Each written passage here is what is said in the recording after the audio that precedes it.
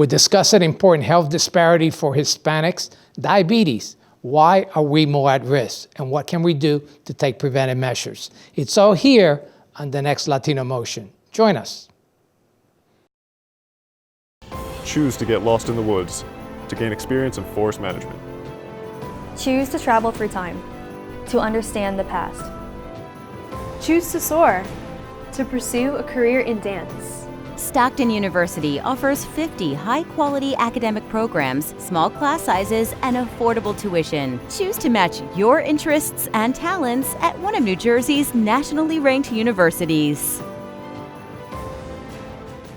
Latino Motion with Bert Lopez is presented by Latino Motion Public Affairs Media, a New Jersey nonprofit corporation, and Stockton University. This edition of Latino Motion with Bert Lopez is brought to you by the HD Studios at the campus of Stockton University. Funding for Latino Motion is provided by AtlantiCare, a member of Geisinger, Atlantic City Electric, energy for a changing world, and South Jersey Gas. Health disparities in the Hispanic community is a major concern for us here at Latino Motion and ALMA, an AtlantiCare Employee Resource Group. That is why we are partnering to present this health segment. Tu salud es importante para nosotros.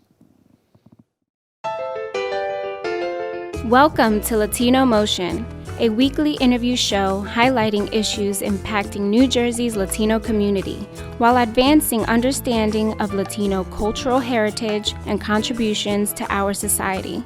And here is your host, Bert Lopez.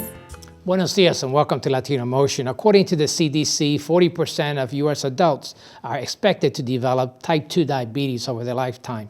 That number is even higher for Hispanic men and women at more than 50%. Joining me is Randy Almazar with the AtlantiCare to discuss this important issue. Doctor, welcome to Latino Motion. Thank you very much. Thank you for having me on the show. So how big is this problem? I mean, it's incredible that over 50% of Latinos will develop diabetes. Absolutely.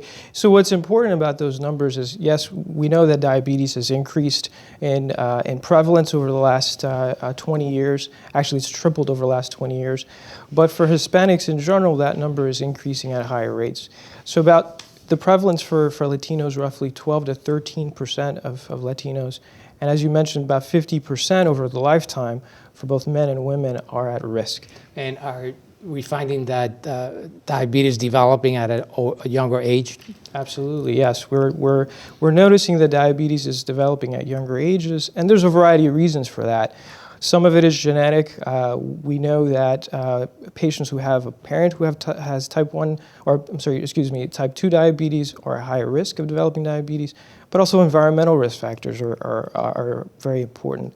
Obesity, there's a direct correlation between obesity and diabetes, specifically having a body mass index of above 25.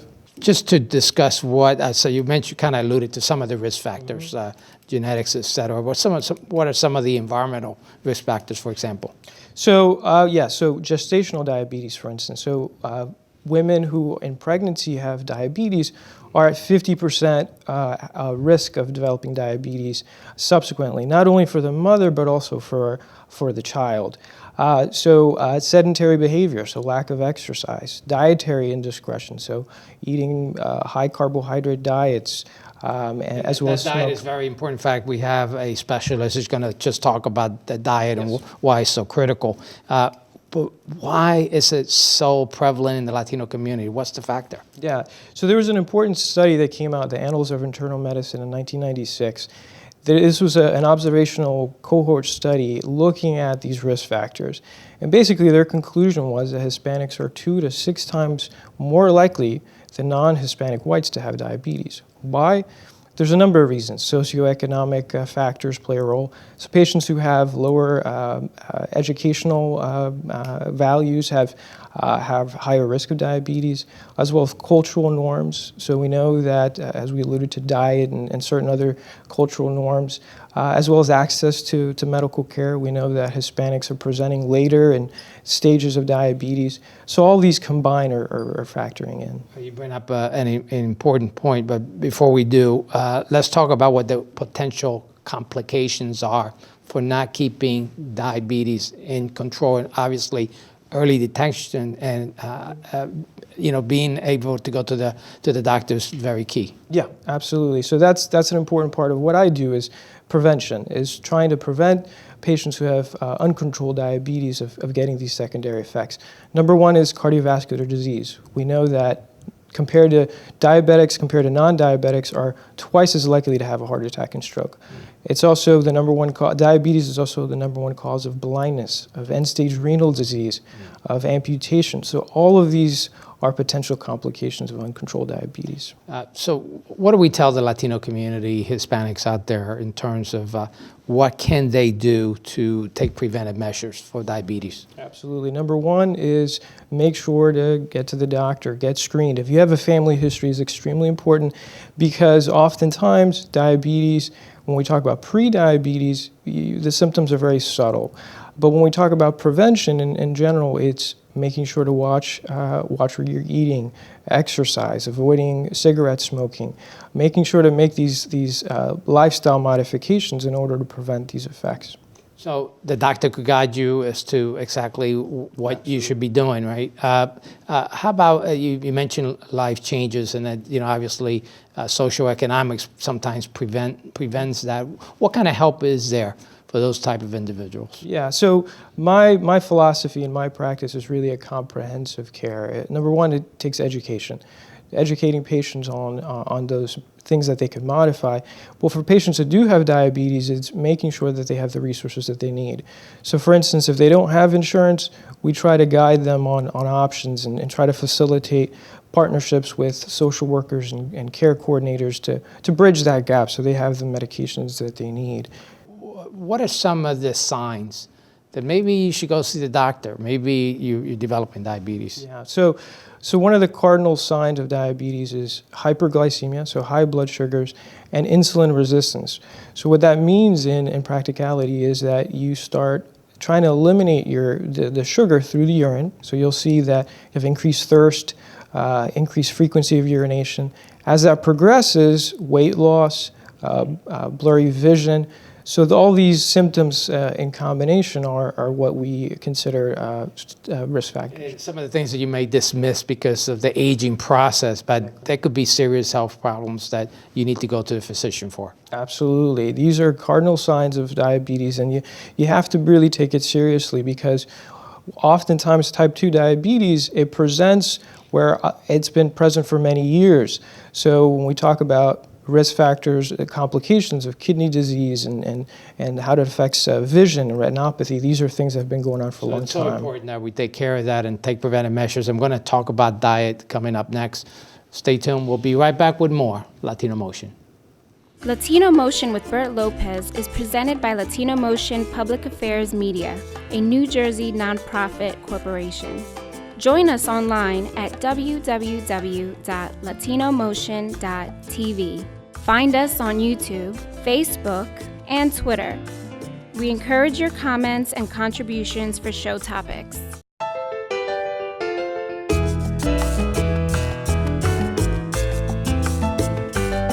Welcome back to Latino Motion. We discuss the importance of a healthy diet for diabetics and non-diabetics alike with Melissa Savre with AtlantiCare. And Melissa, it's great to have you on the show, and it's also great that you brought an audience with you, your husband and daughter, here to the studio. Let's talk about diet, particularly if you have diabetes. Why is this so critical? Diet, out of all of the things that people die of, 7 out of 10 are related to food. And with diabetes, carbohydrates really influence the blood sugars. So having diabetes doesn't mean you can't have carbohydrates, but you need to know the portion size, and you need to know what foods are higher in carbohydrates and in combinations with proteins, fiber, and fat. So let's talk about, for example, what some of the good foods, what's some of the bad food? So the good foods are your grains, your whole grains, fruits and vegetables, milk and yogurt. Then there's dairy, and you can have a little bit of dessert, but it really depends on how much you're having. So you can splurge. Obviously, there's a lot of differences within the Latino community because of the dietary, cultural heritage. What are some of the differences as far as those cultural foods? And do we know which ones is good, which is bad, or is it just a matter of portions? Well, portions definitely do play a factor in it, but with each group, they have their favorites. For instance, rice is a big staple for many different cultures. And there's 7 to 9 different rices out there. Right. So if you follow the glycemic index, you would say, oh, well, this rice has more or raises your blood sugar higher than others, but really it's the amount in the serving size. So a third cup of rice, depending on, or it doesn't depend really on the brown rice or white rice, they all contain the same amount of carbohydrates. So what's the important control as far as the food and diet? Do you follow a strict diet, or is it just a guideline, or does it depend on the type of diabetes you have? It really does depend. So if you have diabetes from a child, say you're type 1, then it's critical because you're on insulin, and that insulin is going to reflect the amount of carbohydrates that you can have. If you have type 2 diabetes, you still make an insulin, so you probably can get away with a little bit more carbohydrates, but still it is about portion control and making sure that the blood sugars aren't as high throughout the day, because there are different blood sugar types when you wake up in the morning and when you go to bed. So we need to know the difference between the two of them. So how important is the family in terms of caring for someone that is diabetic? Obviously, family and friends sometimes tend to lead you astray, so to speak, as far as your diet. But how important is it to have their support? It is really important, but it's also important that you take control as well. Many patients come in thinking that their mother or their wives are going to make the appointments, give the insulin, do the blood sugars, but really it's the more that you know, the less chances of complications. Let's talk about the testing that you do, the finger stick and the AC1 and the importance of the medication. Okay, so A1C is something that's done every 2 to 3 months. It's how much sugar-coated is on a red blood cell. So if you don't have diabetes, it's usually between 4 to 5%. If you have diabetes, 6.5 and higher is an indicator of that. Now, finger sticks is what's happening right then and there. It's a concentration of your blood. And it's funny because I've had people say, I test my blood, I'm at this number, and 2 seconds later it's higher. Well, our blood doesn't stay in one spot, so it is going to change constantly. So let's talk about other help that you could get if you're diabetic. Obviously, going to the doctor, as we discussed with Dr.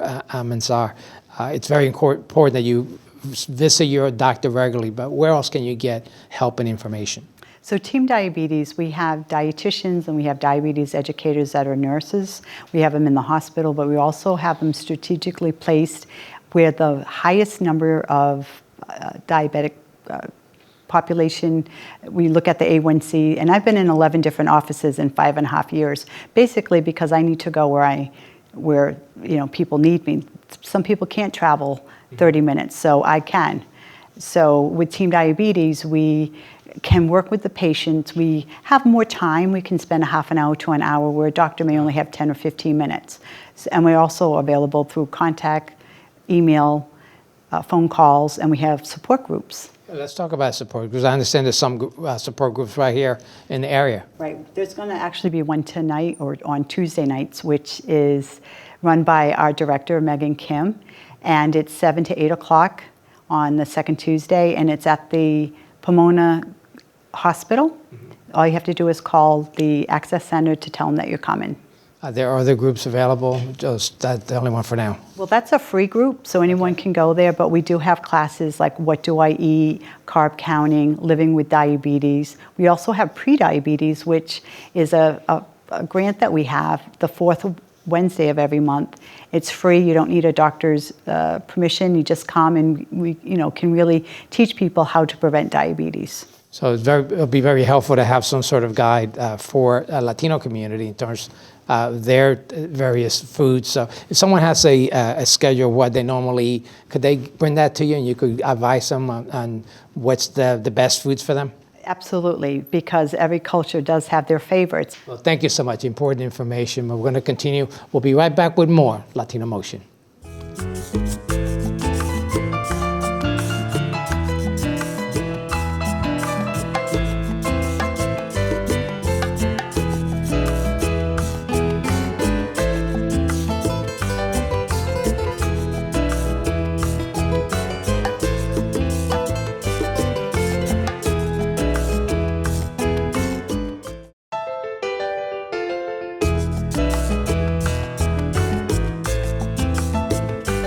Welcome back to Latino Motion. We discussed diabetes as a serious health concern, but there are other health disparities in the Latino community, and we expand on this further with Dr. Randy Amezar with AtlantiCare. And doctor, obviously there are other disparities. Let's talk about those. Sure, yeah. And part of my role is to talk about preventative care. And diabetes is just one of them. It also included hypertension, hyperlipidemia, COPD. These are chronic illnesses that we deal with on a daily basis that we see much more prevalent in the Latin community. So yeah, you're Dominican, you have your own practice in Pleasantville. Yes. Talk about that practice. Yeah, absolutely. So in August, it'll be 4 years. I'm very proud to be in the community that I'm in, and we've made a lot of great strides.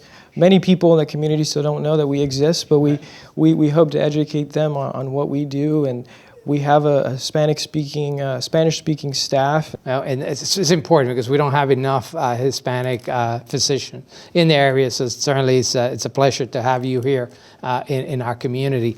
Let's talk about preventative care and primary health care. Many in the Latino community do not seek their annual physical the way they should, seeing the doctor regularly, which leads to other problems and complications. What's your recommendation? Yeah, so there's a different philosophy, I think, traditionally in the Latin community about you go to the doctor when you're ill versus to go and prevent something from happening. So it takes a substantial amount of education to really emphasize that, of trying to get your routine blood work, your cancer prevention screenings, your preventative vaccines. These are all important when we talk about preventing chronic illnesses. And when there is a problem, we deal with that as well. How often should you go to get your regular physical? At least once a year. It varies depending on the patient, depending on your health status, but at a minimum once a year. If you're a diabetic, how often should you see the physician? Every 3 months. Every 3 months? Every 3 months, we have our diabetics come in and we adjust medications, we check blood sugars. We do a number of diagnostics to make sure that they're controlled. Now, I know we just heard from Melissa about the importance of eating healthy and staying away from fatty foods and eating the right portions, etc. How important is that for the Latino community? It's extremely important, and I refer patients to Melissa all the time. She's part of our team. We rely on her and providing some of that educational material, but that's crucial. My job is to really to help educate patients to make sure that they are empowered and really to minimize the number of medications that they're on. Of course, not everyone has the opportunity to go see a physician who happens to speak Spanish. What do you tell those patients out in the community that have family members with language barriers? What's the important thing to note when they visit their doctor? Yeah, that there's opportunities there to bridge the communication gap. We have language lines. There are often staff members who speak Spanish who are able to interpret. So there are opportunities there to make sure that they're heard and heard in their language. Earlier you mentioned the fact that even if you don't have insurance, there are opportunities to still be seen by the physician. Yeah. Talk a little bit about that as well. Absolutely, yeah. So we have a sliding scale policy where sometimes it's even our regular patients who may lose their insurance temporarily. And so we don't we don't disconnect that relationship. We have them continue to see us and encourage them to continue coming in. We help provide samples of medications. We really try to make sure that they have all the resources. So we got 2 minutes. Talk a little bit more about you in terms you were raised here in the U.S. Your parents are Dominican, what route did you take to go to medical school, and why did you choose this profession? Yeah, so my parents were born and raised in Dominican Republic. I was born in New York City and grew up in Florida, and had a loving, supportive family. I was the first person in my family to go to college, and at a young age, my parents also, they stressed the importance of education and making sure that I could achieve my dreams. And I saw that there was a tremendous need, both from a personal and a community standpoint, to go into medicine. I found it very exciting and worthwhile. So this has been 4 years in AtlantiCare and 7 years since medical school, so it's been quite a journey. So what advice do you give those youth that might be out there, maybe Hispanics, future doctors? What advice do you give them about pursuing this career? We need you. We need you. We need Hispanic doctors who are able to speak their language, to impart that perspective, to really show that leadership. There's ample opportunities there to achieve your dreams and to make sure to get everything that you want out of your career. Oh, I'd certainly welcome you to this community. It's been 4 years, but you've been here for 4 years, and I'm glad that you were able to make it here to the show. Hope to have you back soon, because we have a lot of topics that we could talk about going forward as well. So thank you for joining us, and thank you for joining us at home once again here on Latino Motion.